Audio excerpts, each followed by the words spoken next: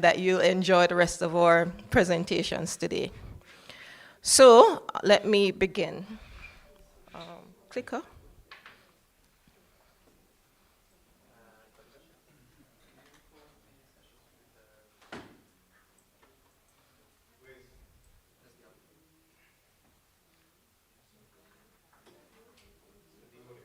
Can someone assist me, please? The clicker, how does it work?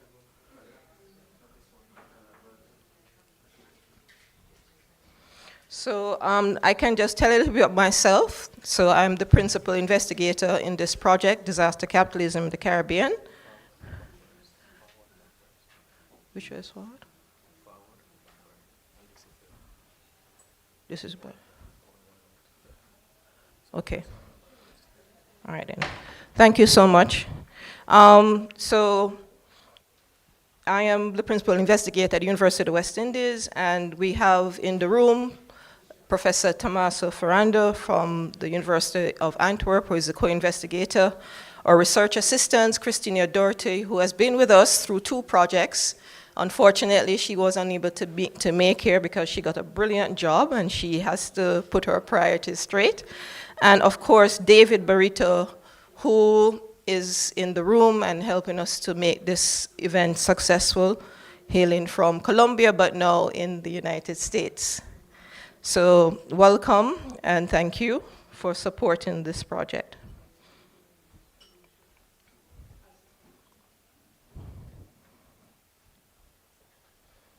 Okay.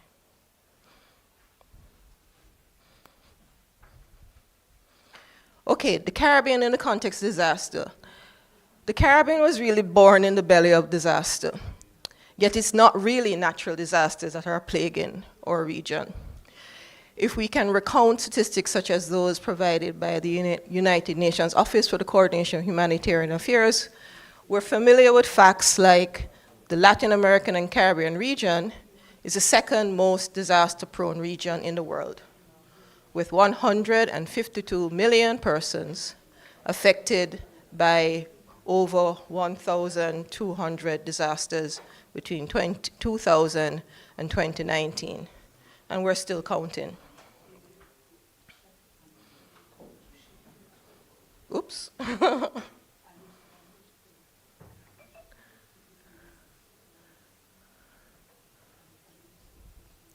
So we live this fact. So even as we gather today, as I mentioned, we are watching early hurricane systems form and accelerate at an unprecedented rate. The Windward Islands, Jamaica, Haiti, Cayman may be picking up the pieces of dismantled lives if the hurricane's course moves decisively towards us. Is this bad location or bad histories and power plays? We're tilted, and the turn to geography or concepts like the Anthropocene, emptied of their histories, can only explain so much really. Coastal zones are vulnerable to the consequences of climate change, but we need to ask why. What shapes these different stages of susceptibility to harm? Can disasters today be grasped without knowing our histories?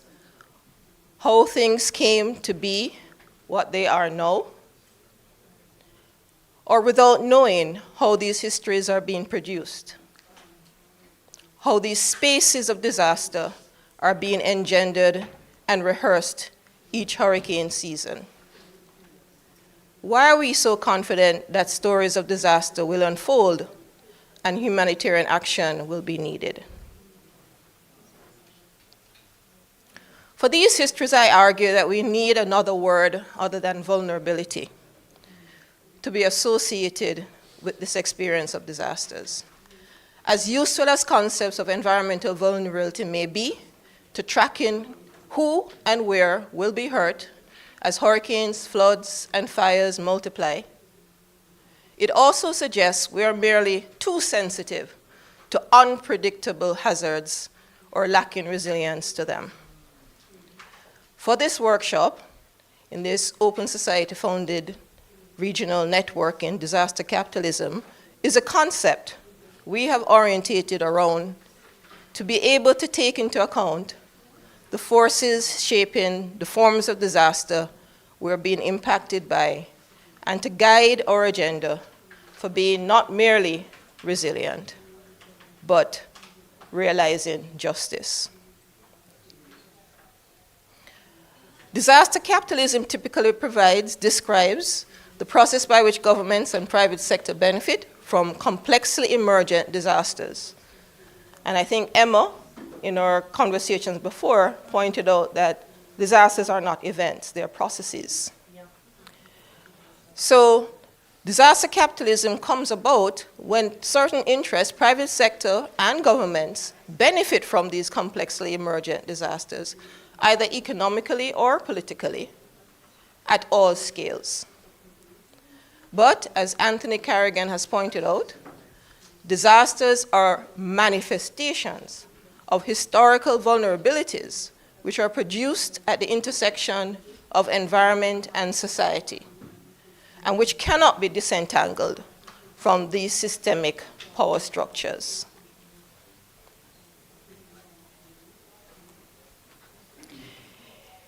Even if the region is exposed to multiple hazards, the differential impacts and losses across the region will be filtered through historical, social, cultural, economic, institutional, and political contexts. For example, Haiti had the largest number of deaths, over 8,000, caused by natural hazards between 1980 and 2009 as a result of floods and landslides from meteorological systems. However, Cuba, a country with the second highest number of disaster events over the same period, had an estimated death toll of 193 to 203. For us then, disaster capitalism comes in many forms, happening before and after those shocks that turn our lives askew.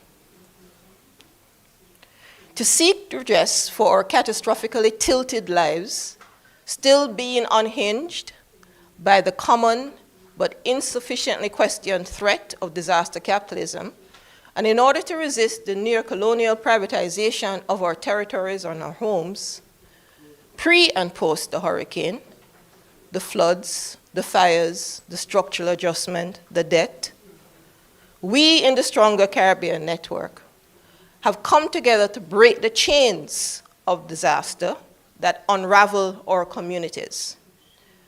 This OSF project on disaster capitalism seeks to help address this imperative.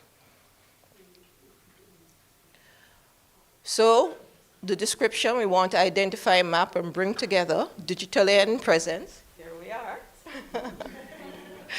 Caribbean Communities Association, NGOs, activists, all the groups that have been organizing and resisting against the expansion of disaster capitalism in the region.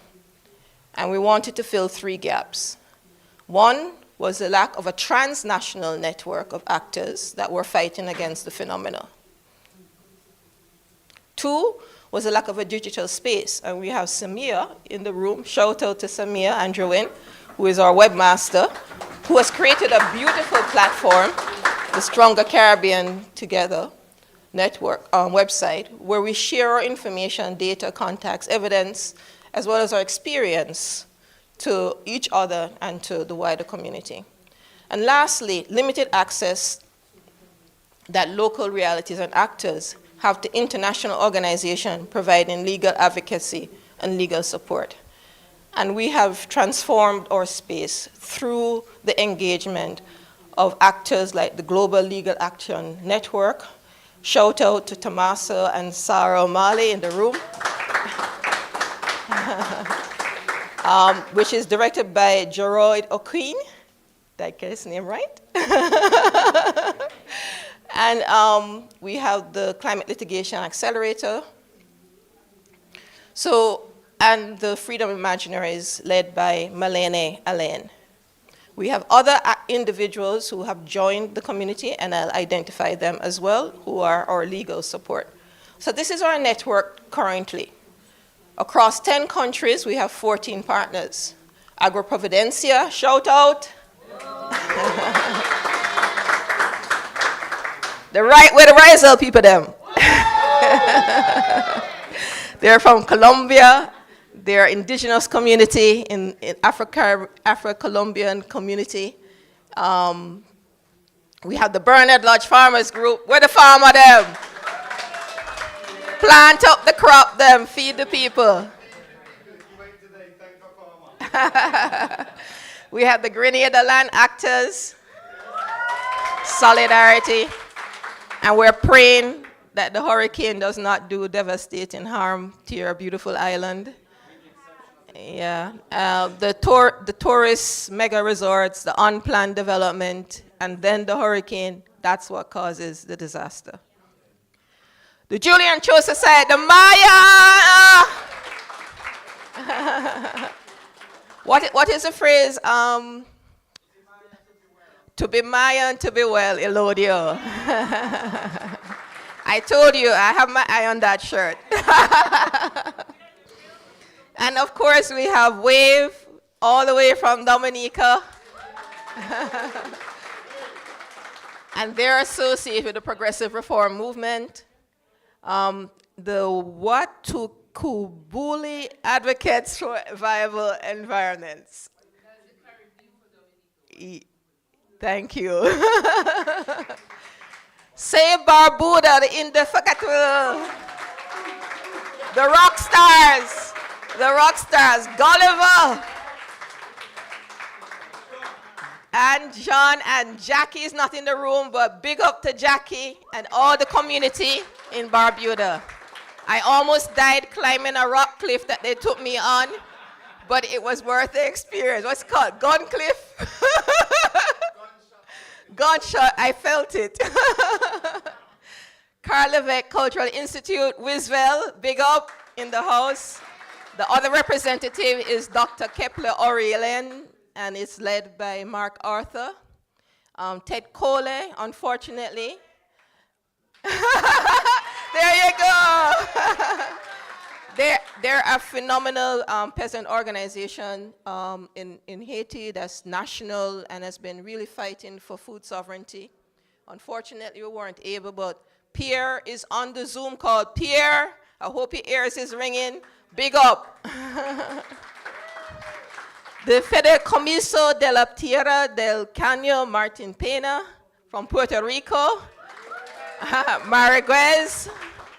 Unfortunately, she wasn't able to make it. And in the house from Puerto Rico, La Colmena Cimarrona in Vieques.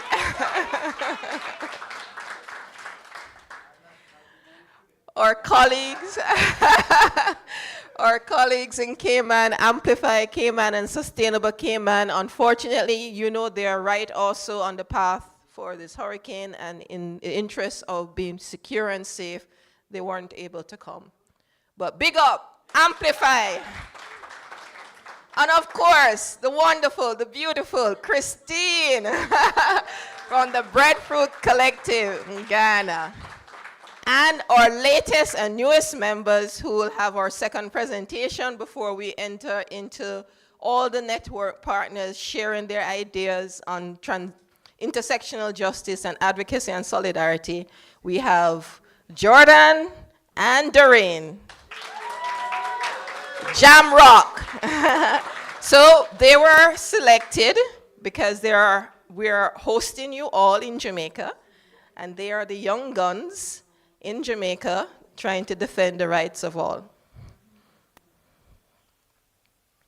Oops. Okay, we came back, good. Okay, oops, let's go back. All right, so legal support, I mentioned Global Legal Action Network, Sarah, big up. Freedom Imaginaries, Malene. Malene is a fighter for environmental rights, fighter against the bauxite companies, fighter for the Haitian migrants in Jamaica, fighter against extractivism in the Caribbean region, first landmark case again in the Inter-American Court Council for Human Rights. So she's really a trailblazer. We may see her today or tomorrow, but we're looking out for her. Climate Litigation Accelerator, Melina De Bono, they weren't able to make it as well, but big up. Other network affiliates, we have Professor Catalina Toro Perez from Colombia, Dr. Jessica Paddock from the University of Bristol, Dr. Amanda Bayer, Mr. Joel Paris, who should be coming in this afternoon. He's from the Kalinago community and a lawyer. Ramona Bejolar, who is also possibly coming in this afternoon. She's from the Faculty of Law at the University of West Indies. Adrian from the Caribbean Youth Environment Network. Big up. So this is us. This is our new website.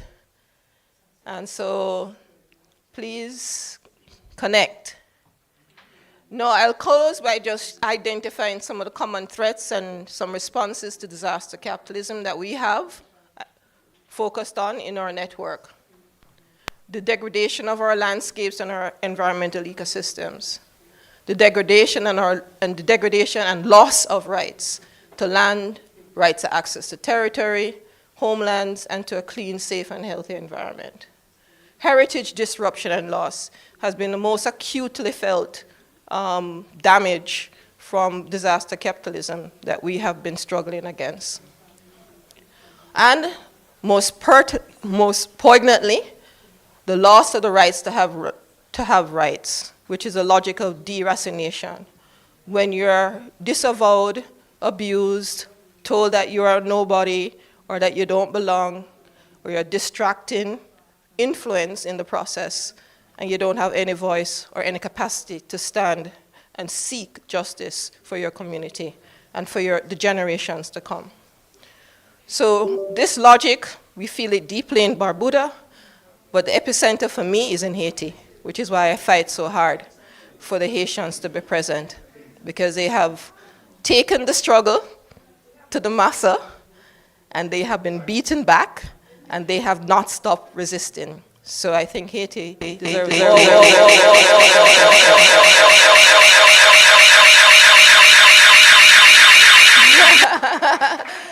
That's wonderful, Gulliver.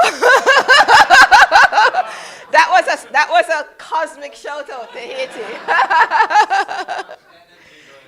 All right, so what have we been doing? We've been seeking access to local as well as community resistance, local legal resources, seeking legal redress through regional and international courts.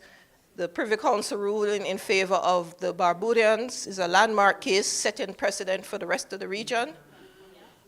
Defending what Malene calls reparator environmental democracy, which is red, through regional environmental treaties like the Escazú, and widening and deepening our network, joining, for example, the Caribbean Climate Justice Alliance to mobilize. And we were there in May in the Climate Justice Alliance, the Civil Society Forums, and then the 4th International Conference on Small Island States. So we're growing, we're becoming more visible. John made a statement at the Civil Society Forum hosted there, and we are seeking to do more in different ways through our alliances. And this project hopefully will take us that next step further towards becoming stronger, even greater in our activities. So I'm going to turn over the mic now to